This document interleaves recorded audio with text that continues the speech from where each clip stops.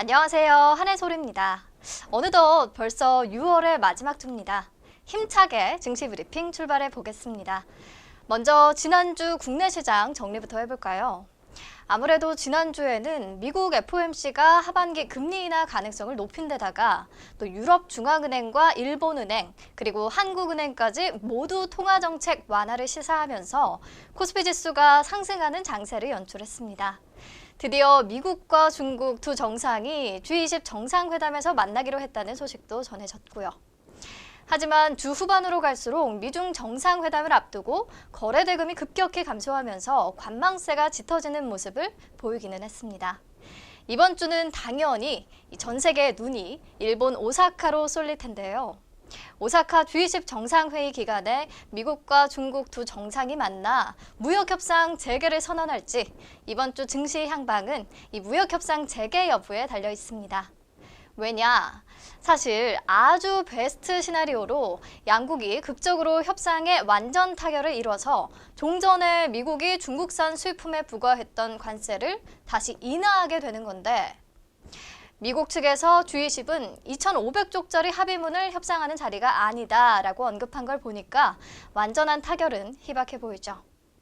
또 우리가 기대를 걸고 있는 시나리오 중 하나가 중국이 북한 비핵화를 돕는 대가로 미국이 무역협상에서 한 발 물러서는 케이스인데 이건 최근 방북한 시진핑 중국 국가주석이 김정은 위원장으로부터 뭔가 발전적인 메시지를 받았다는 것이 전제인데요.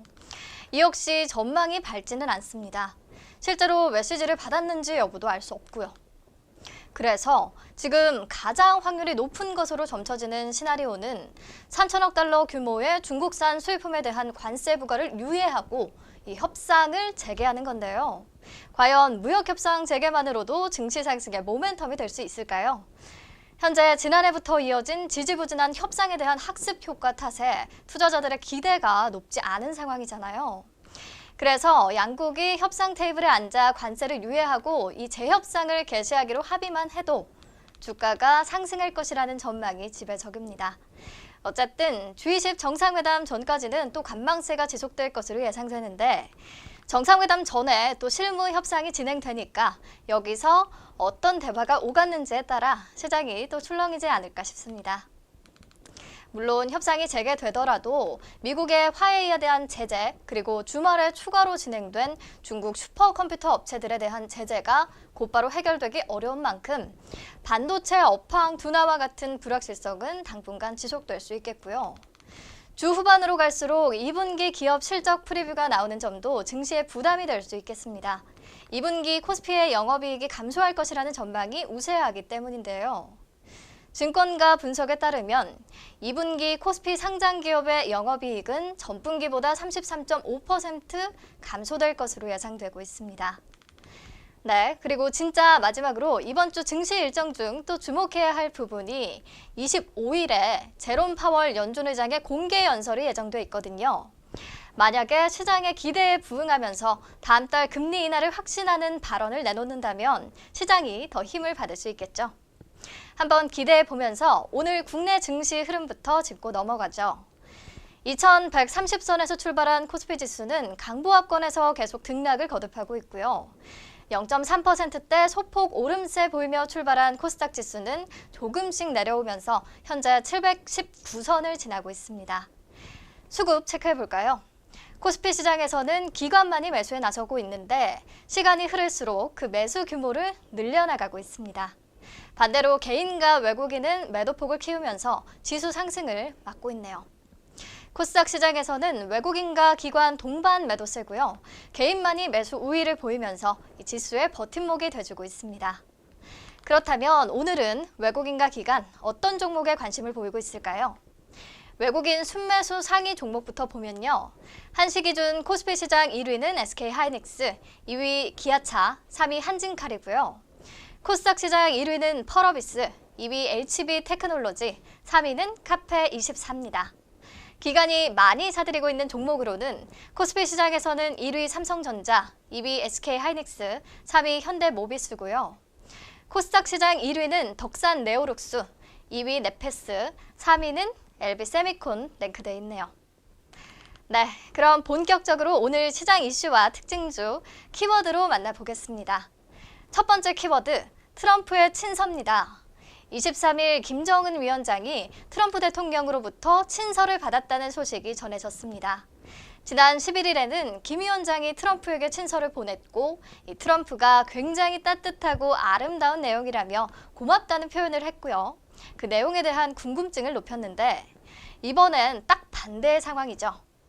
김 위원장이 트럼프의 친서를 읽어보고 훌륭한 내용이 담겨 있다면서 만족을 표했다고 하고요. 트럼프 대통령의 정치적 판단 능력과 남다른 용기의 사의를 표한다며 흥미로운 내용을 심중히 생각해 볼 것이다 라고 말했다고 합니다. 여기서 흥미로운 내용이 과연 뭘지에 관심이 쏠리고 있는데 그 구체적 내용은 언급되지 않고 있고요. 과연 북한을 유인할 새로운 제안이 담겼을지 그 기대감이 커지고 있습니다.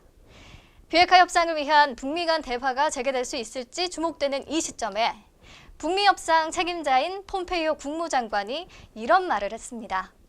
트럼프 대통령의 친서가 한반도 비핵화를 위한 북한과의 중요한 대화가 다시 시작될 수 있게 하는 토대가 되기를 기대합니다. 친서에 대한 북한의 반응을 볼 때 협상 재개 가능성이 꽤 높아 보입니다. 뭔가 우리의 긍정적인 기대를 분명히 높이는 발언이죠. 이에 오늘 장 초반부터 남북 경협주들이 강세를 보였는데요. 대북주들은 그동안 너무 많이 언급을 했었기 때문에 종목 하나하나 따로 말씀은 안 드릴게요. 농업, 비료 관련주, 개성공단 관련주, 철도주, 시멘트주, 그리고 DMZ 관련주까지 모두 상승세입니다. 특히 DMZ 관련해서는 이번 달 말 트럼프 대통령의 한국 방문에 맞춰 비무장지대 수차를 최종 조율하고 있다는 소식도 함께 전해졌고요. 삼육물산이 25%대 아주 강한 흐름 나타내고 있습니다. 네, 다음으로 두 번째 키워드, OLED 빅사이클입니다. 올 하반기 이후 OLED 빅사이클이 도래할 것이라는 전망에 힘이 실리고 있습니다. 특히 6월 들어 기관들이 OLED 관련주를 쓸어담는 모습을 보이고 있는데요. 왜 때문인지 그 이유 같이 알아볼게요. 우선 OLED주에 대한 기대를 키우는 가장 큰 요인은 투자의 판이 달라졌다는 겁니다. 과거 2015년에서 2017년에 진행된 1차 OLED 사이클 때는 애플과 중국의 투자가 중소형 OLED에만 국한돼 반짝 호황에 그쳤는데요. 올 하반기부터 내년 2021년까지로 예상되는 2차 OLED 사이클은 애플의 신규 투자가 없더라도 역대 최대 규모가 집행될 것으로 추정되고 있습니다. 특히 중국 정부가 중국 제조 2025의 핵심 분야를 반도체에서 OLED 투자로 급선회하면서 지원을 강화하고 있는데요. 우선 BOE, CSOT, GVO, 티안마 이렇게 중국 상위 4대 패널 업체를 중심으로 6세대 플렉서블 OLED에 대한 투자 규모가 확대되고 있습니다. 이미 BOE는 세 번째 플렉서블 OLED 라인 B12의 발주를 시작했고요. 티안마는 기존 플렉서블 OLED 설비가 있는 우한 공장에서 추가 증설을 시작했습니다. 중국이 이렇게 OLED 굵기를 본격화하고 있는데 우리가 또 가만히 있을 수 있나요?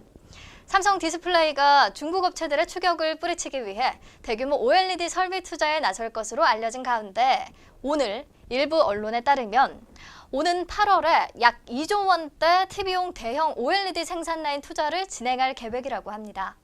기존 LCD 패널 생산 라인을 OLED 생산 라인으로 전환하는 작업을 진행한다고 하네요. OLED 빅사이클을 만드는데 큰 역할을 할 것으로 보이죠. 그래서 오늘도 OLED 관련 장비주들 흐름이 좋은데요. 힘스, HB 테크놀로지, AP 시스템, 덕산 네오룩스, SFA, LIS 등 이 종목들 더 꼼꼼히 분석해서 보는 시간 가져보면 좋을 것 같습니다. 네, 오늘 증시 브리핑은 여기서 마무리할게요. 내일 다시 만나요.